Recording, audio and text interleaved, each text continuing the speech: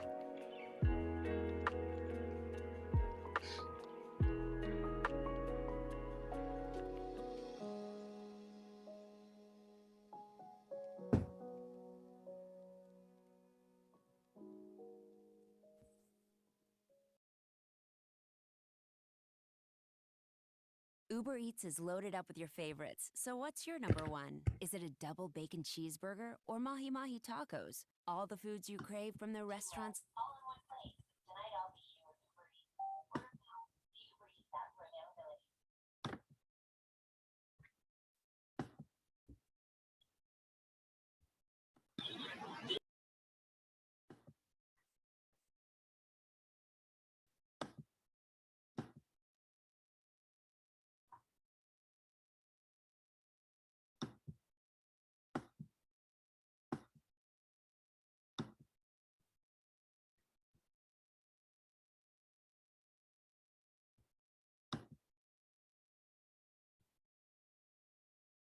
So we're going to get started in about 3 more minutes.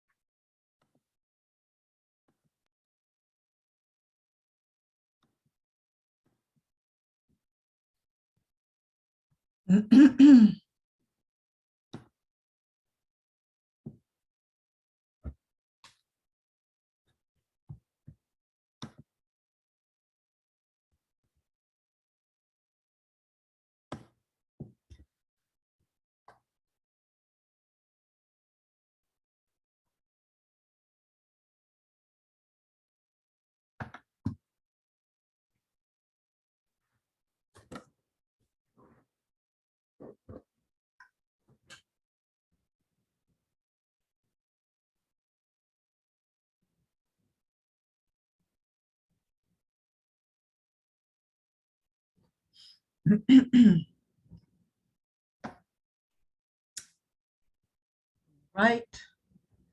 Let's see. We have our fearless leader in the room, Dr. Singletary. Thank you so much for joining us. And we can now pretty much get started, I think. So how's everybody this evening? I hope you're all doing well.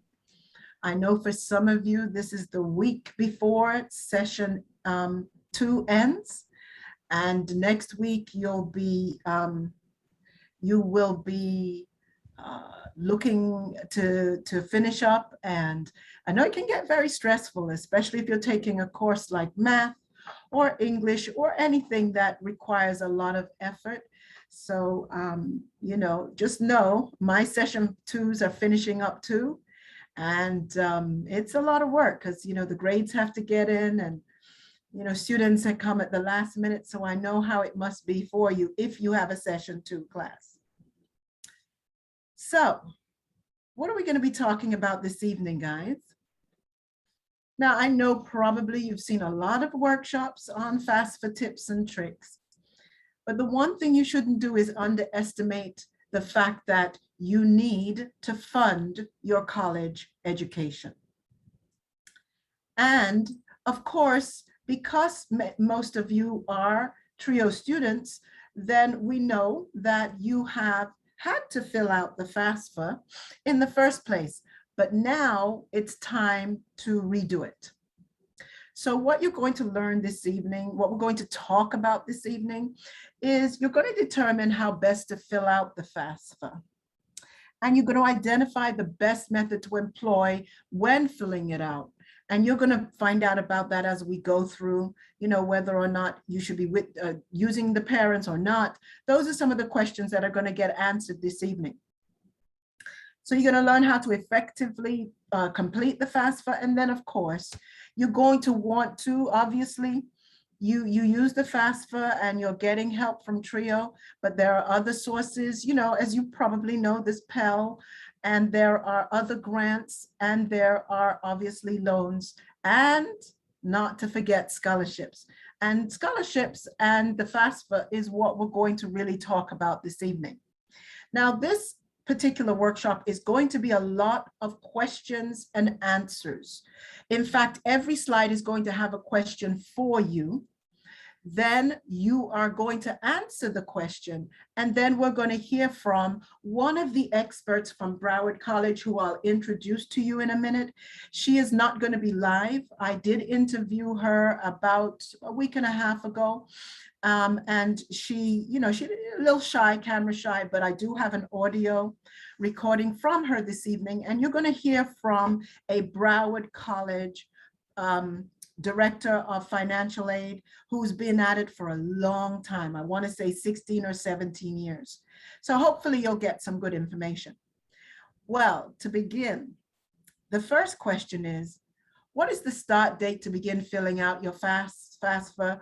And I think that should be, is that 2021 to 2022? What is the start date? And that should be, I think, 22 to 23. I meant to change that.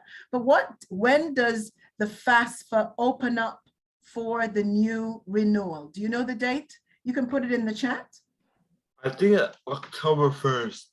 All right, so Alan says October 1st. What about the rest of you?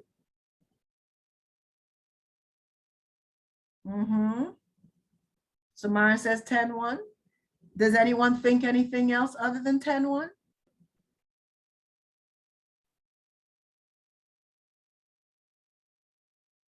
Well, you're right. It is October 1. But when is the deadline? When do you have, or how long do you have? When is the date that it closes for once it renews October 1? When does it close, or does it close? Is there a deadline? I should say, is there a deadline? And if so, what is the deadline? Do you know? I think it's before the spring semester. I'm sorry, I need to turn up my volume. Give me just a second. I'm not hearing clearly. Say again. I think it's before the spring semester. Okay, Right. Alan. So Alan says he thinks it's before spring. Anyone else?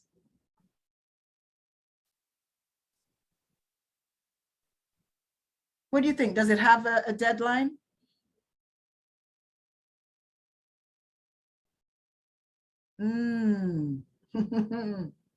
All right.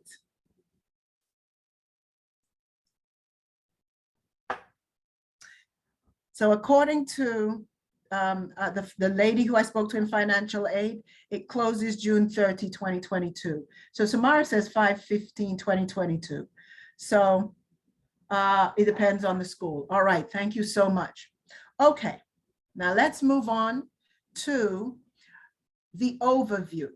And I know that many of you know a lot or some about FAFSA, but I still want to show you the overview video so you can kind of really understand, the kind of the way FAFSA works. So let's watch this short overview video before we get into the actual questions that were asked of the financial aid director at Broward College. It's a very short video. If you're interested in financial aid for college or career school, you're going to need to fill out the free application for federal student aid, or FAFSA. It takes most people about 30 minutes to complete online, and the best part, it's 100% free, and it provides you with access to grants, loans, and work-study funds from the federal government. And many colleges and states use FAFSA information to provide their own college or state financial aid. Before you fill out the FAFSA, it's a good idea to create your Fsa Id, a username and password that lets you electronically sign your FAFSA and gives you access to various websites related to federal student aid. And here's an important tip. If your parent is providing information on your FAFSA, he or she will need his or her own Fsa Id. Visit studentaid.gov/FSA Id for more information. Your FAFSA can be completed online at fafsa.gov, and help is provided throughout the online application process. You will need to fill out the FAFSA each year you are in school because your financial situation may change. Plus, you may be able to automatically transfer your tax data from the IRS, making the application even quicker to fill out. Each state and college or career school sets its own deadline for the FAFSA, so it's best to get it done early. Since some of the funds are available on a first-come, first-served basis, you don't want to miss out. Now that you know about the FAFSA, you might be asking, well, how much money will I get? Your college or career school will do the math, and there's a simple formula that they use. First, the college takes your cost of attendance, which is the total amount it will cost you to go to that school. Your cost of attendance will vary from school to school. Then, the college subtracts your expected family contribution, or EFC. Your EFC is based on information provided in your FAFSA and will not change based on the school you attend. However, the EFC is not necessarily the amount of money you will have to pay. Basically, your cost of attendance minus your EFC equals your financial need. Your college uses your financial need and other information to determine how much financial aid you can receive. See? Pretty simple. If you have questions or need more information, please visit studentaid.gov. So, how many of you are planning to transfer to a university once you're finished at Broward College? Emilio? Fatima?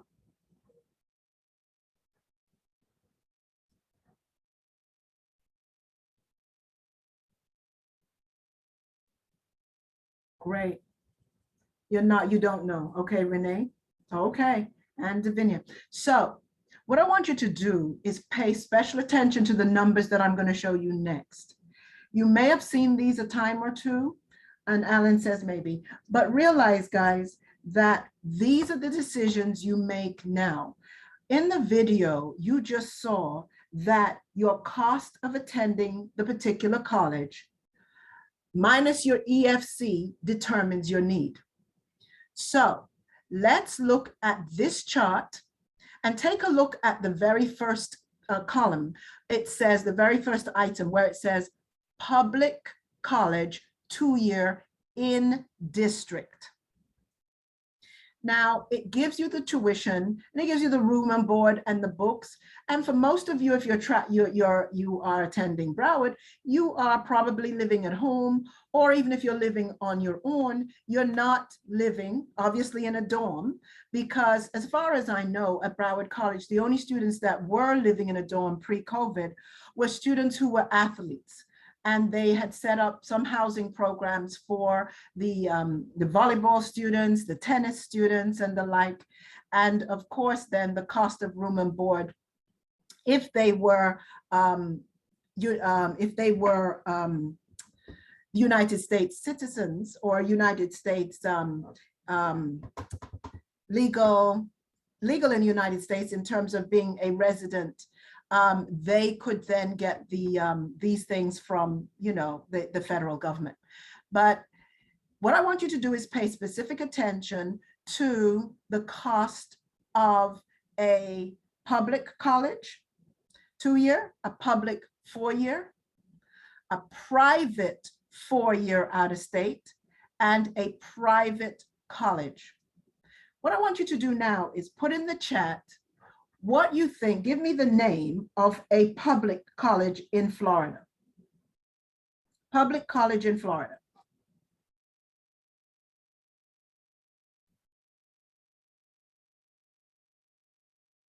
FAU, great, great. So that's a public 4-year college. If you are planning to live on campus at FAU, do you see how much it would cost you?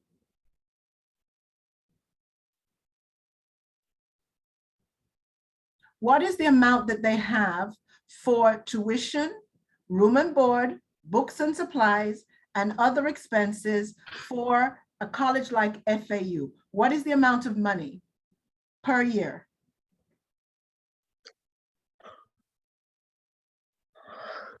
Yep, 26K, 26,820 is their rough estimation. Yes, yes. Now, imagine that you are going to be depending on what you get from the federal government for those expenses mostly. And then think about, as you move from Broward, once you've finished here, and obviously many of you are just starting, but the reason why I'm telling you this is I want you to really start thinking now about where you want to go and how much it's going to cost. and think about what your EFC is and what the cost of that institution is. You have to think early. I had to do this when I was a student like you, and it could not reach me with grants. I had to take out student loans, and those student loans I'm still paying back today. And I did go to a public 4-year institution. I went to FIU for my undergrad, and I went to FAU for my master's program. Now imagine if I went to a private college. Put in the chat a private college that you know that is very close in proximity for specific programs at FIU. If you live more than X amount of miles from the college, you must live on campus. Okay, great. Thank you, guys. So Barry, yes. NCU, yes. Now take a look at the cost for 1 year at a Barry or an NSU or in any kind of other private, and this is just a ballpark figure. I'm not saying that this is the exact price, but you've got to put in your mind, if you're looking to go to Nova Southeastern, and a lot of students from Broward, they want to go to Nova Southeastern because they want to go to Nova because it's close and because they know a lot of people. But this is the amount of money you've got to come up with every year to go to Nova. Now, you may get a scholarship. I have helped many a student in my class, because I teach public speaking, and when they have to go up to a scholarship committee, I've helped them to develop a speech or a way to be able to be interviewed for a scholarship. Many have received it, still have to come out of pocket. You still have to come out of pocket because Nova, there's a lot of extra fees that are charged at some of the private institutions. So I'm telling you this, guys, because I want you to just put into your mind, if you're planning to transfer, not to mention if you're planning to go to an out-of-state college, like for instance, the University of North Carolina, right? Not to mention like the universities in California or UTI, or some folks are really wanting to go to NYU, guys. And so realize what it is going to cost. And that's how you have to make realistic plans for the future. Does that make sense, guys, as we start to talk about FAFSA? FAFSA, never can pronounce it right. Make sense? Great. So now it is my pleasure to introduce to you Melissa Charlemagne. Melissa is the Director for Financial Aid Compliance and Training at Broward College and for the Federal Administrative Cost Allowance. She is very, very knowledgeable, and she came to speak to our department about understanding financial aid, understanding FAFSA from a student's perspective. She talked to us about some of the scholarships that Broward has for students. And so it is my pleasure, and what you're going to hear is an audio recording of the interview that I had with her. So, and first I'm going to ask you questions. So before we hear what her answer is, what are some initial problems do you think? And it's funny because this is a very basic problem, but she said that this many times caused students to become so frustrated. So what are some initial problems that students face when they're renewing their FAFSA? Can you put it in the chat? What do you think she said?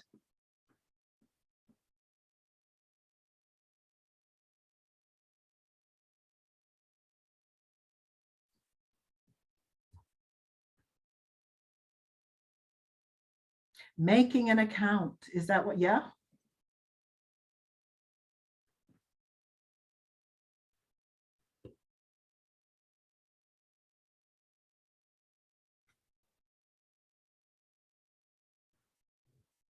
Forgetting passwords. My experience, the site doesn't always work seamlessly. I always forget my password, inputting, always reset mine. Exactly, exactly. Well, shall we hear what she said? So let me play the first recording. Oh my gosh, I hope it works. I tested this today. All right.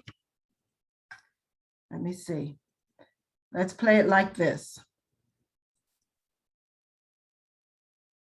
Said is that they have to remember their username and password. Correct. So they have to be able to log on. So they need the username and password. If they're considered a dependent student, which means they need the parents' information, then they also need the parent's username and password, or the parent needs to sign on, be able to sign on and sign the FAFSA. All right. Isn't that what you guys just said? Yep. Yep. Exactly. They forget their password, they forget the parent's password, and it becomes a nightmare, right? Especially if you don't start on time. The closer you start, so if we're starting in October, and if you're not up on it and you're not doing it as soon as possible, then you can face some real frustrating times. So that was her question to that. Now, the next question is, do parents have to sign the FAFSA? Yes or no, guys? What do you think? The FAFSA. Do parents have to sign it? Yes or no? Or it depends. Which one? I think it depends. It depends. Alan says it depends. What about the rest of you? Yes, if the student is a dependent student. What about the rest of you? Do you think that's true?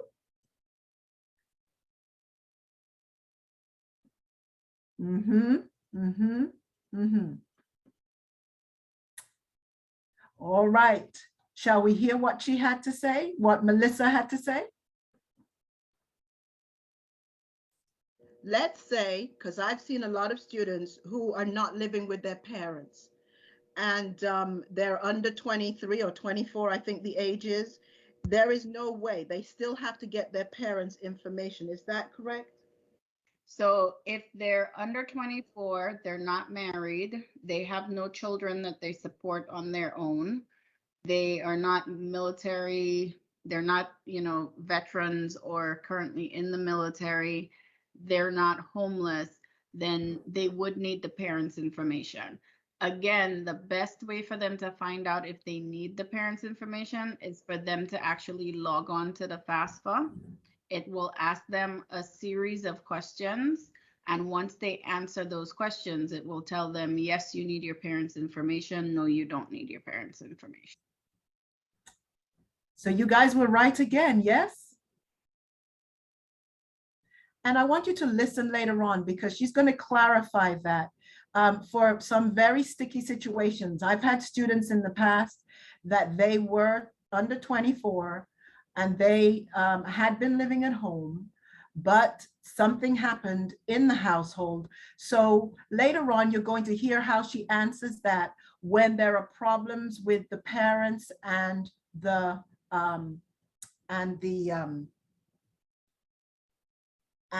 dependents. So the next question is, and we already answered this one, so I'm not going to belabor this point. When should students start applying? And you all said the answer to begin with. And so here's the answer that she gave. And so when the renewal comes up somewhere between, is it January to April? October 1st, the FAFSA is available. So usually around October 1st, they'll start getting emails from FAFSA or Department of Ed saying it's time to renew. And then they can link from the email or they can go on to the website. But the FAFSA is available from October 1st of every year. October 1st. So you were right again.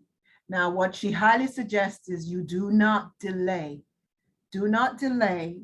Get on it, get into it, and get your PIN, get your parents' information as soon as possible. And then Emilio says also, if your parents claim you as a dependent on their taxes when they file them, yes. And we're going to hear a little bit more about that. I do believe it's the next question. So the question is, how should students get the tax information? So how do you think you should get the tax information that is needed to fill out the FAFSA? What's the best way to get the tax information, guys?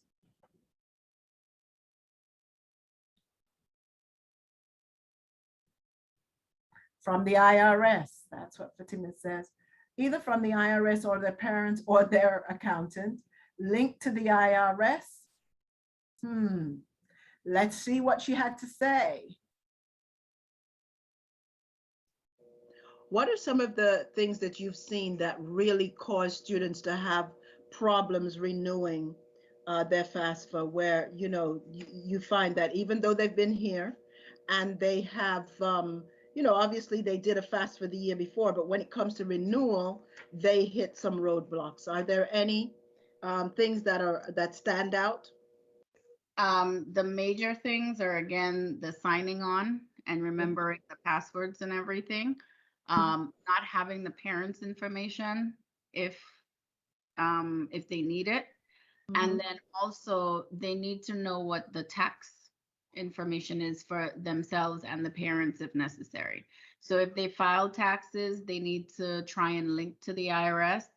If they did not file taxes, they will be able to skip that step. But again, we encourage them to link to the IRS as much as possible, because then that way the information gets pulled in from the IRS website and there's less guessing going on. And so, and there you have it. As Davinia said, you link to the IRS, and Dr. Singletary, you want to ensure that you do link to the IRS. And I understand, Fatima, I used to have a lot of problems too when I signed in, but I think it's gotten better, and I hope it's gotten better. But linking to the IRS leads to less errors, because it populates, right? Is that so when you link to the IRS? Now, which taxes, guys, which tax year are you going to be using for your FAFSA? The year before. Yeah. What do the rest of you think? I was gonna say something. Adam, what did you say? I was gonna say the year before as well. The year before, okay. It has, however, when you do get a letter in mail. All right. Now let's listen to this one, and listen carefully to this one, because this might be something a little different than you're used to. And so when the renewal comes up somewhere between, is it January to April? October 1st, the FAFSA is available. So usually around October 1st, they'll start getting emails from FAFSA or Department of Ed saying it's time to renew. Let me see, do I have the right one? Yeah. And so, or Department of Ed saying it's time to renew. And then they can link from the email or they can go on to the website. But the FAFSA is available from October 1st of every year. okay, so that's what I had said before. Now, what she said, let me see if I can find that.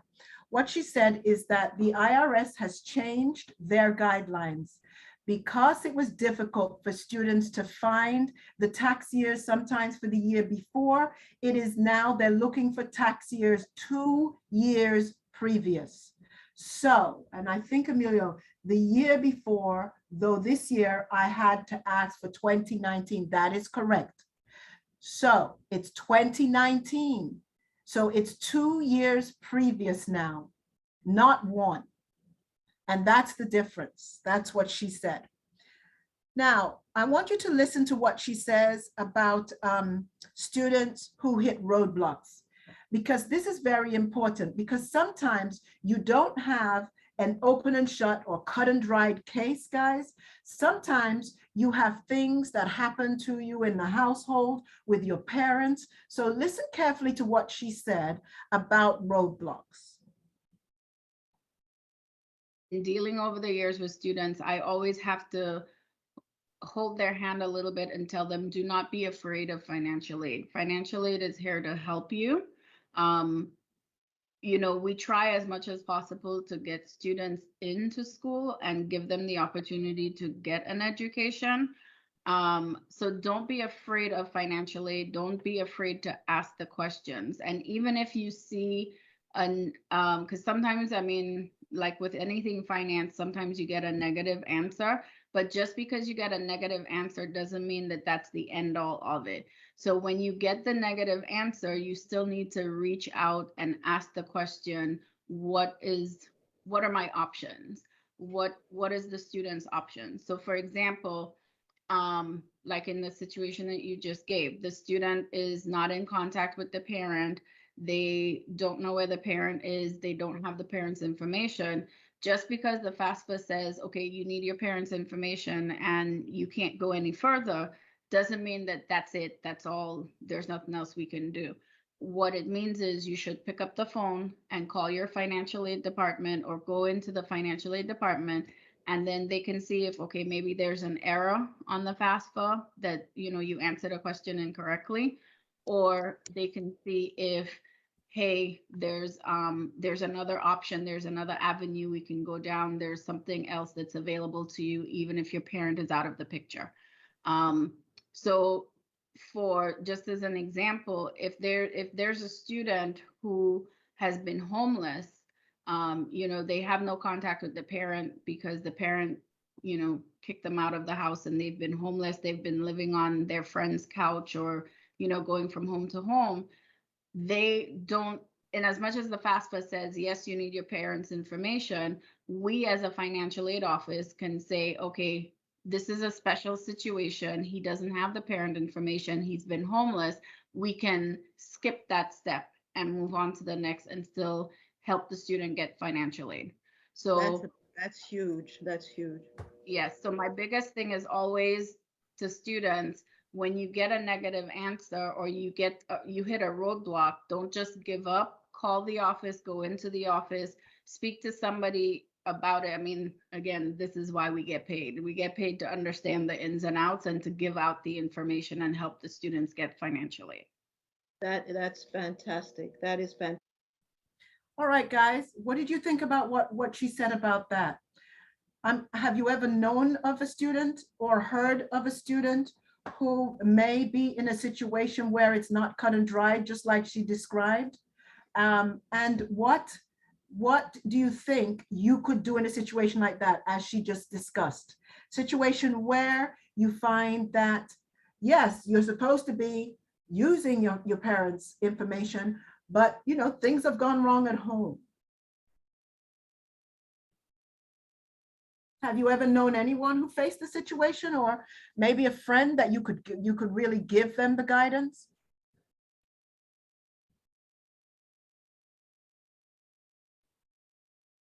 Yes, definitely. I'm sure you've seen it. Yes. So let me give you a scenario. 2 years ago, right before COVID, I had a young woman in my class, and she was very serious, very quiet. And even when I asked her questions, she just would not respond. And, oh, I'm sorry, Renee. Continue with your question, and then I'll finish my scenario.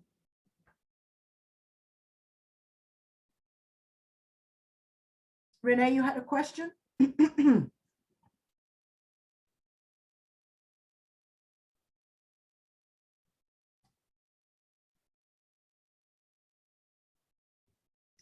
Renee, I see you say you have a question. I'm here to answer. Go ahead.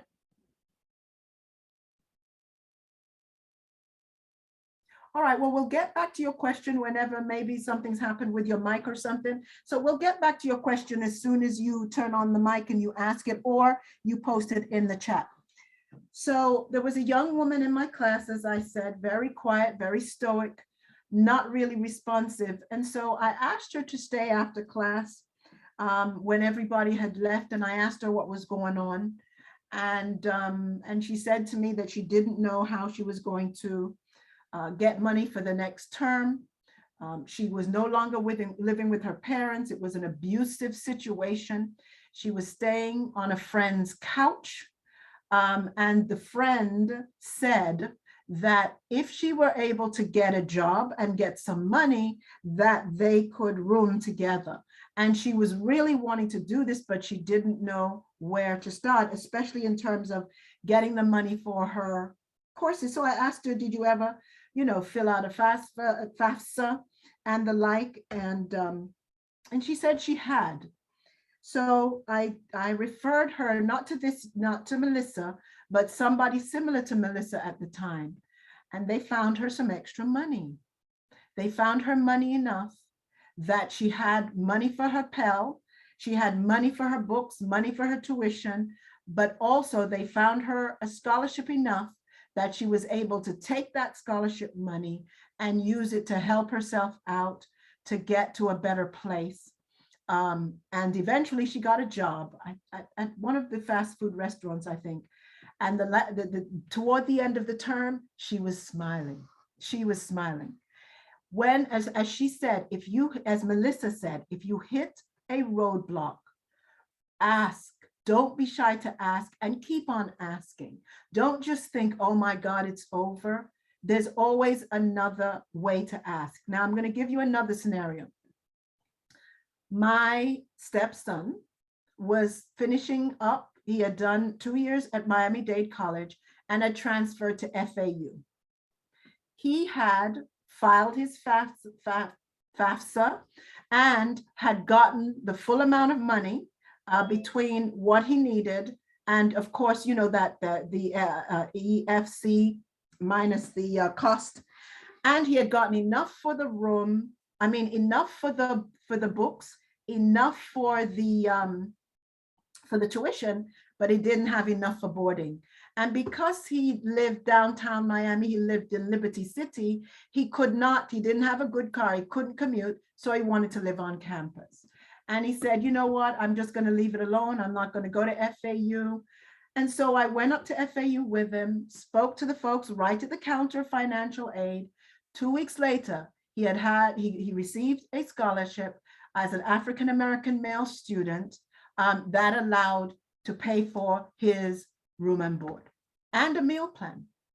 So, what the moral of that story is, you've got to keep on knocking. You've got to keep on asking, whether it's here or when you transfer, there's always a way. Sometimes you might say, oh my God, I call financial aid. It's hard, but you do know about QList, yes? You know how to use QList? Have you used QList? Or do you know what it is?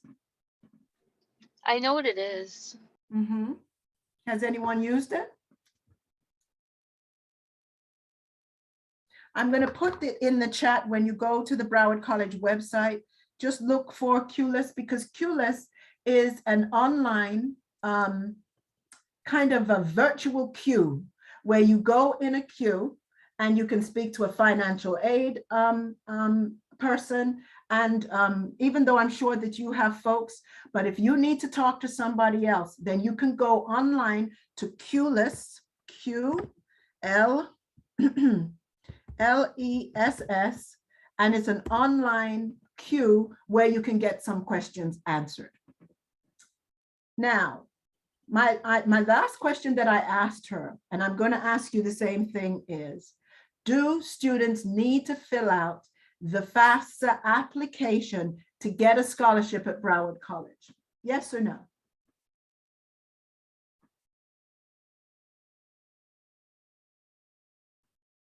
So Amelia says no.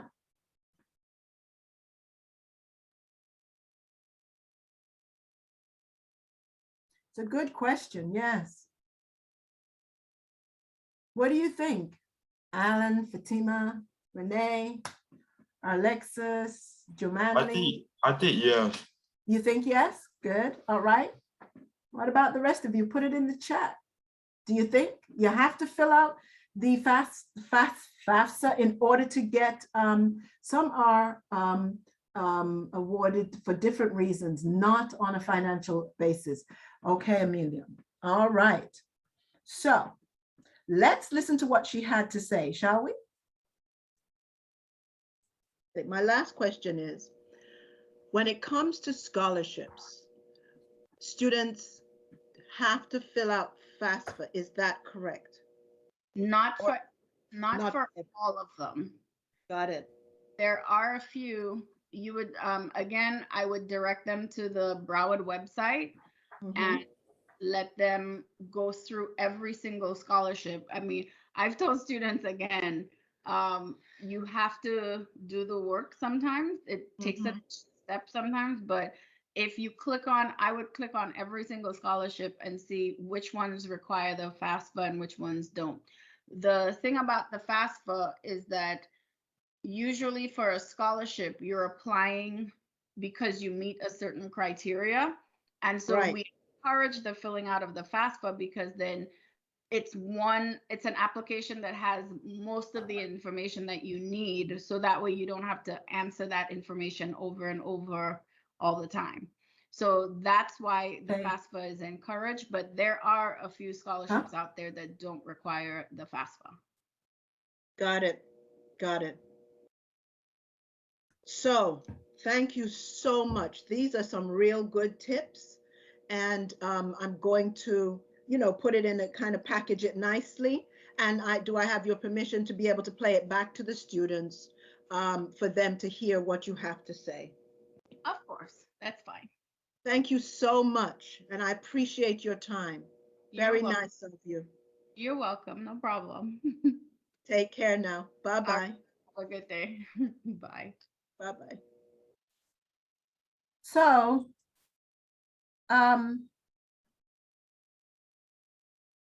my last question is, so can you get scholarships if you're already receiving financial aid?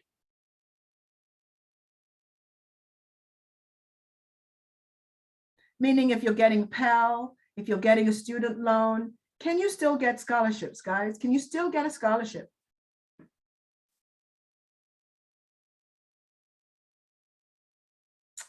Yes or no? The answer is, of course you can. And of course it depends on the scholarship, but some of it is not based on financial need alone. And some of it is based on financial need. And even though you may be getting aid, you still would qualify. So don't let all that scholarship money go to waste. The one thing Melissa told us when she came to our faculty meeting is that there are so many scholarships at Broward College that are not going to students because they're not applying. So here's one. This is the American Dream Scholarship. And it says it provides an opportunity for students that have completed at least 75% of their degree program, right? So do you see the qualification there? If you are at least 75% completion and you have a minimum of a 2.0 GPA and your EFC score is 2100 to 6005, you qualify for this scholarship, right? And this I found on the scholarship website. I have the source in the presentation. And of course, you know that you'll get a copy of this presentation. So copy and paste it and go and do what Melissa said, guys, and go and look at all those scholarships and see if you can get one. You would be surprised. It's not as difficult as you think. Here are some external scholarships.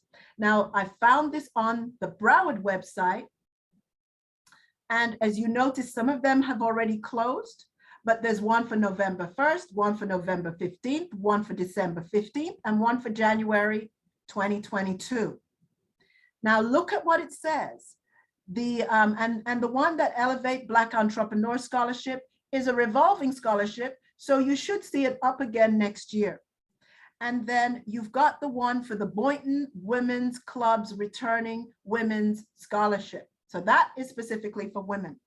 You have one for scholarships for philanthropic efforts. That means if you're volunteering somewhere, let's say you're volunteering at a homeless shelter, that is a philanthropic effort. And so you might qualify for that. Giving back to the community scholarship, that's $1,000 scholarship. And then the Orlando TRIO Pro Scholarship, and that one closes on the January 15th. There's a lot more where those come from, a lot more, right? And so maybe in the future, we'll do a workshop just on scholarships alone. And maybe we'll get Melissa, maybe we'll get her to come in live to talk about them, but I certainly can call somebody in the scholarship office to talk to you guys specifically about scholarships. So shall we wrap this up?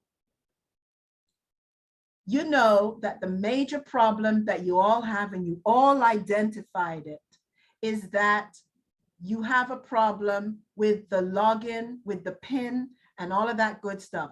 So put it somewhere in, in an email, or put it somewhere in something that pops up in your Google Calendar once a year, so that you know it and you don't have to go searching for it, or you don't have to kind of, go in and ask for a new PIN. And sometimes that can be nightmarish, because you're not just doing it for yourself. Sometimes you're doing it for your parents too.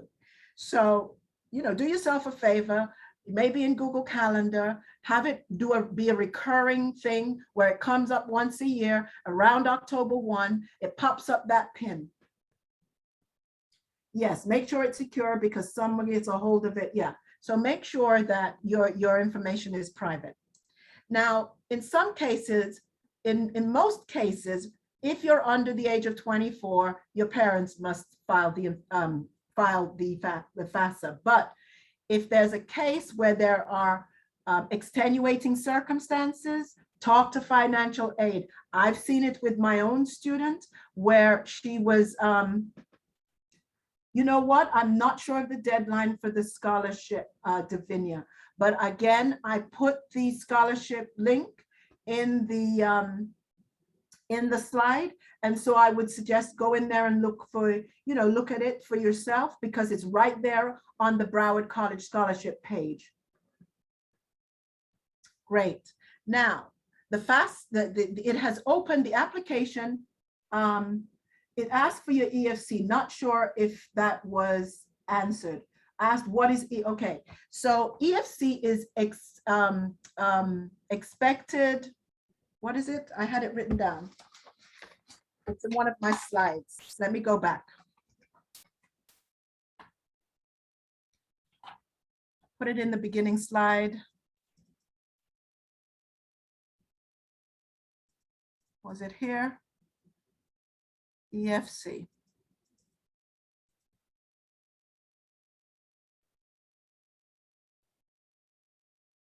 I know I put it because I knew. What is it? Let's say, because does anybody remember what the EFC who are not is? living with their parents on. I'll look it up and I'll have it for you before the end of the workshop. When you're doing the quiz, I'll look it up. Oh, there it is. Expected family contribution. So what they do is they take a look at what the family earns. Then they take a look at what the college costs.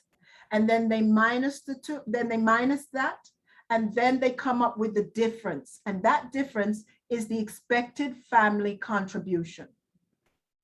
So if you are between, and you'll see that on your application once it's complete. And so in that particular scholarship, if you're between $2,100 to $6,500, then you qualify. And that is your EFC, your expected family contribution. So, and then to wrap up further, October 1 is when it begins. And so you are now, we're now what, October 7? So I'm sure many of you, I think Emilio has already done that, but many of you don't delay. And I'm sure your TRIO counselors are telling you the same thing.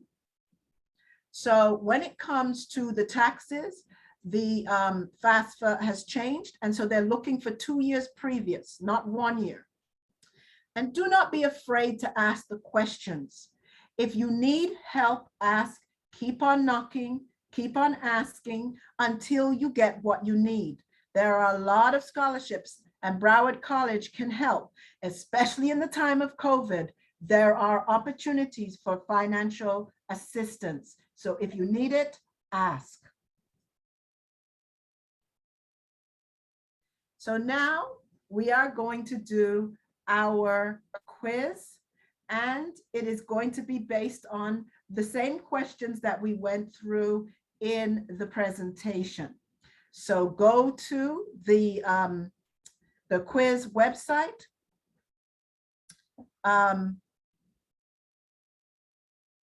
And in a second, it's going to be put up on your screen. So I'm going to stop sharing, and then the quiz is going to come up. Again, we have as usual, the 3 prizes. And so best of luck, everybody.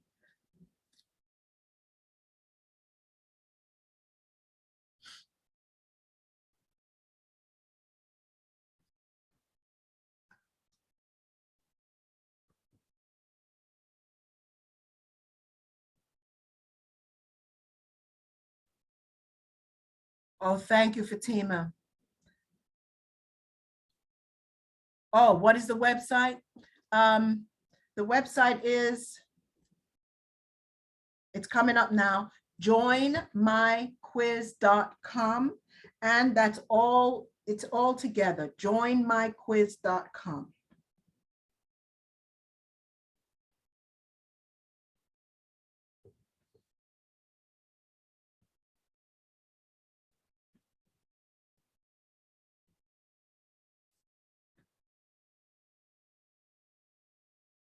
And then put in the code, the game code, 184907.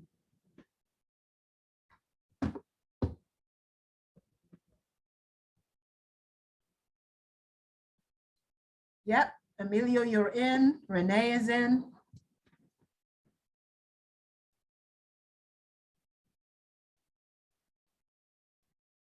Alexis, are you getting in? And Renee? Ressa, are you gonna go in?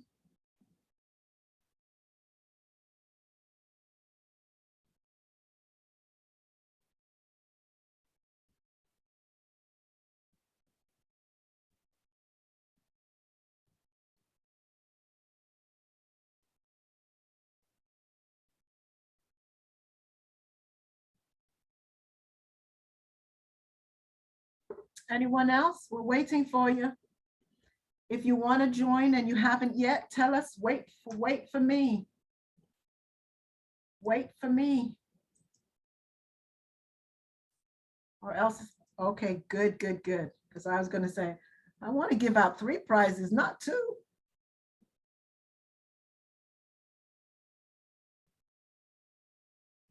All right, do we have everybody? Dr. Hargett, Yes. I'm sorry, can you recall, did you want instructor paste or classic?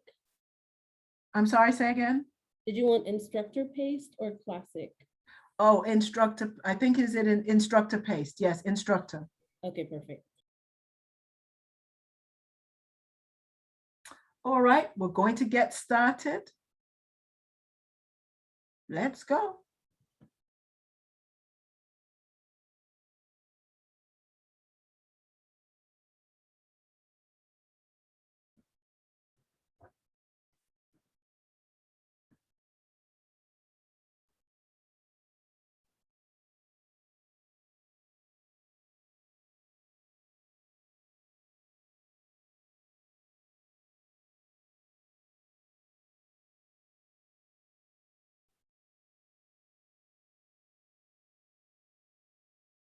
All right, Emilio. Renee and Shay.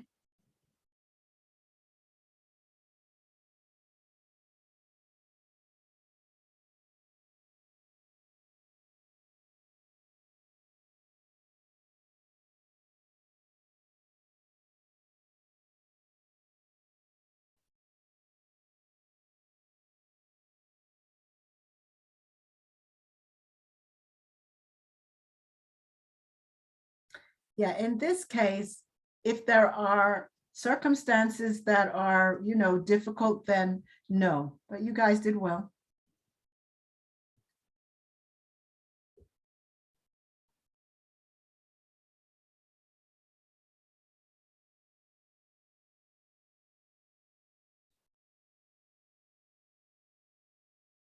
So this is a 4-year public, guys.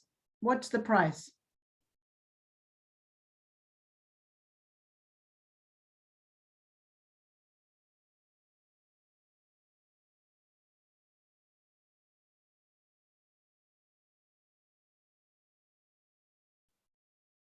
All right. Yeah, 4-year public, it was 26 plus a year. A 2-year was the $10,000 price.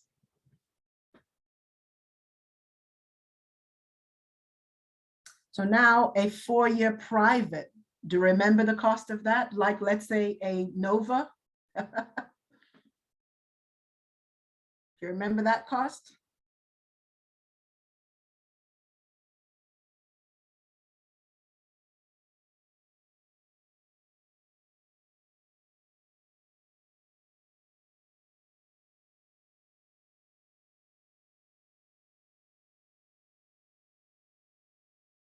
Yeah, that was a whopping $54,000 a year.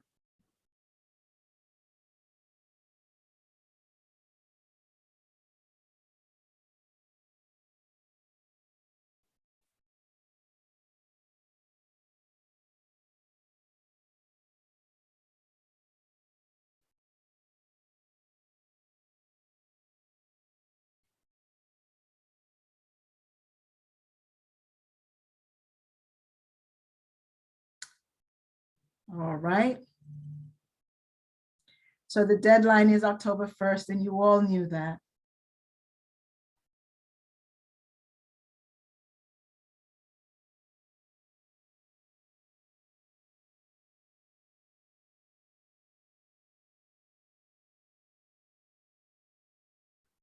I'm sorry, the deadline, yeah.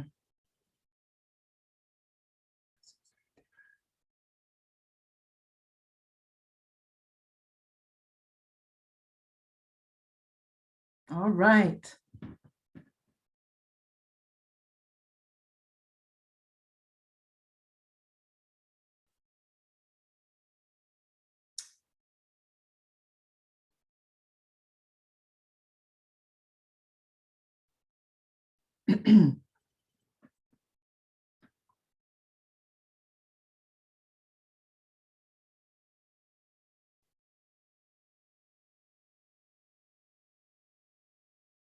Yeah. So according to Melissa, the deadline has changed. The amount is the taxes have changed. They're looking for your taxes from 2 years ago now, instead of 1, which I think is a very good thing.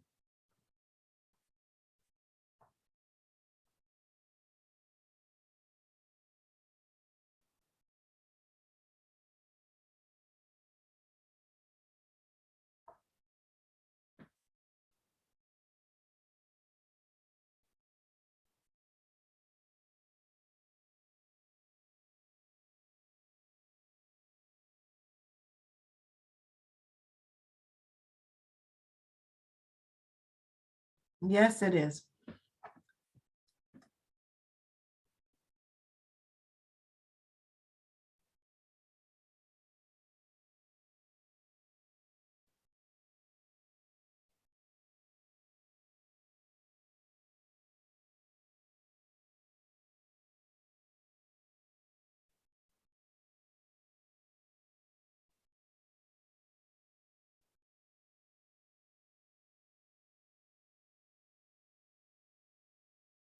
Yep. And now we're coming to the end.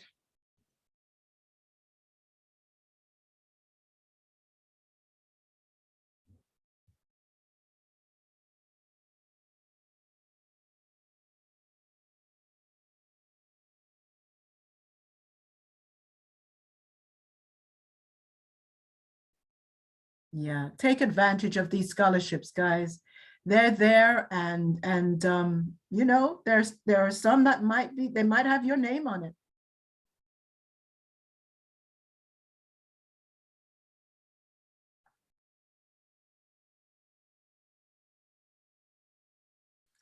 Yes, so let's see.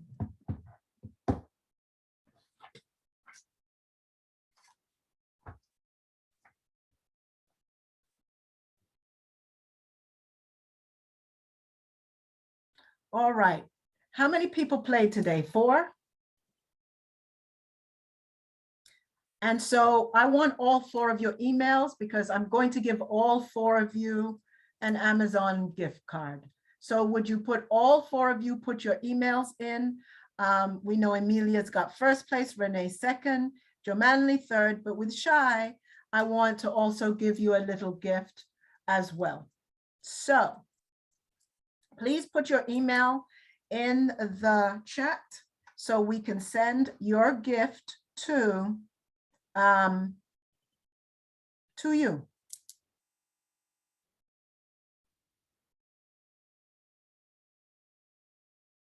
Do we have them all? Yes. We have all the emails. We have Emilio, we have Queen, we have Joe Manley, and who else?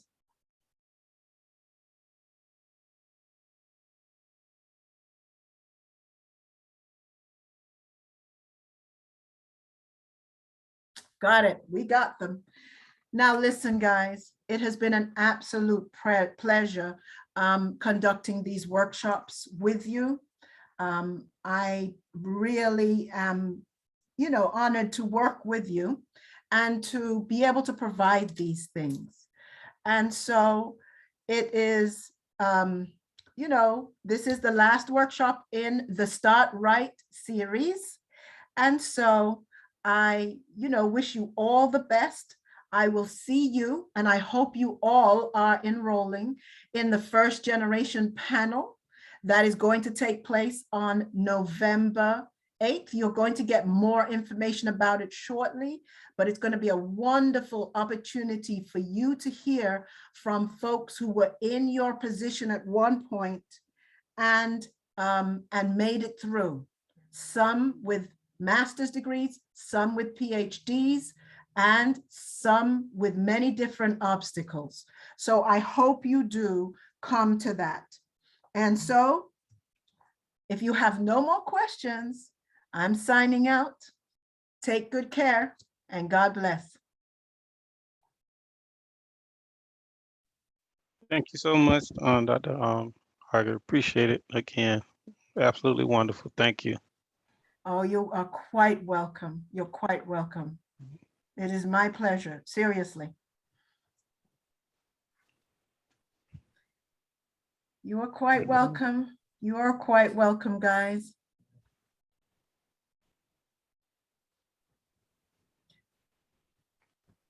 Dr. Lee, I need your bio by tomorrow. I know. I will have it to you.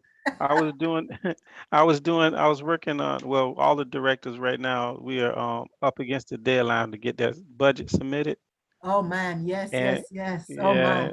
and so, you know, we are all going back and forth with the finance folks, budget people, the grant budget managers, you know, making sure everything was perfect, you know, as Yeah, best yeah, as we possibly could get. yeah. So it took a little bit, and Oh, I trying can to, imagine. I remember those days. They were not pretty. oh yeah, yeah, it's I stressful. remember those days. And I was running, at that time, I was running the Title V. It was a 12.5 million. Oh wow. It was, I'm telling you. Yeah, So exactly. I was happy for folks like me because the problem I had is I had to spend the money. Right. Yeah. And so, Title V grants are wonderful. Yeah. So I Well, would definitely, guys, yeah, I'll definitely get it to you tomorrow. oh yeah, please. I Yeah. mean, it's not a big rush. If you get it to me on Monday, it's fine. No, I But have it on the, I have one on the drive. I think I have it on a drive somewhere. I just got to go fish it out. okay. It just probably need to be updated just a little bit, but it's there. I got it for you. Yeah, great. We're looking forward to hearing your story. Oh, it's amazing. I I'm think. sure it is. But let me tell you, most first gen stories are amazing, Yeah. amazing. It's something that I want to do in terms of maybe a podcast or something where I, put it out there for any student to hear the stories of, especially folks who came to Broward or first gen. And there's a lot of stories. There's a lot of immigrant stories. There are a lot of stories that come from dreamers and what they had to deal with in this country. I would love to tell those stories and, do an interview and put them out for students to hear and see so they know that they can do it too. Right. Yeah. So maybe Definitely. you'll come on a podcast and let me interview and put it out on on a podcast at some later date. Hey, I'm there. Just let me know when. I will. I will. Yeah. I All right. will. All right. All right. Jermaine Lee, did you have a question? Is there anything I can help you with? Good night, Kathy. See you mañana. All right. All right. Good night, everybody. I'm gonna sign out. All right. All right. Good night, everybody. I'm gonna sign out. All right.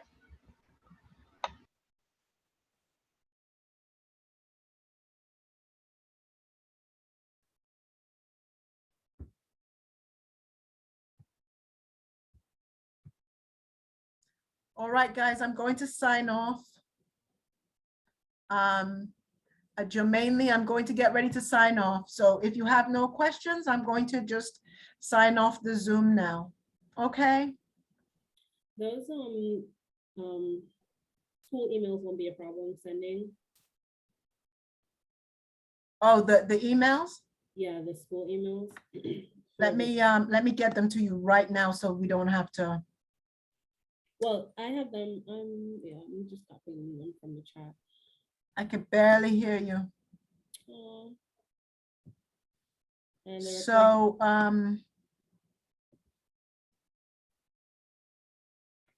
okay, let me see. Thanks, Kyle. So you've got What? Willis, you've got, and what you need is Emilio. I have all yeah? of them. She's got all of them? I have all of them. Oh, you have all of them. Okay. The problem is you can't copy and paste in the chat. No, I know. I know you can't copy It's and paste. hard. Yeah, I know. So I was asking Davinia to send the gift cards out because I didn't think you were gonna make it. Are you gonna send them out because you have all of them? I can send them. Huh? I can send them. Yes, please. Just send them and get it over with. Davinia, thank you. We'll meet tomorrow to talk about what we had on the agenda. And guys, it's been a pleasure working with you, Kyle. I'm just so thankful for you working and working together as a team. It's been a wonderful, I don't know, how many workshops do you think we did? I think I had a list of maybe 12. Because we started in July. And we did pretty much one workshop. Oh, Davinia's congratulating you for the new job, Kyle. Yeah, so I said thank you. Oh, okay. So I think we did one workshop every week since July. So July 4, August 4, September 4, and October, what, 2? So what is that, 14? Yeah. And we did one or two in between. So I want to say since July, we've done about 16 workshops, guys. Is this the last one? Thank you. Huh? Is this the last one? Yeah, this is the last one. Mm. I'm working with TRIO for the first gen conference that takes place November 8th. and I'm working on some workshops that I'm doing, going out to the general public. So I'll tell you more about those. How do you want me to send to 4 people? Oh, I want you to give, what is the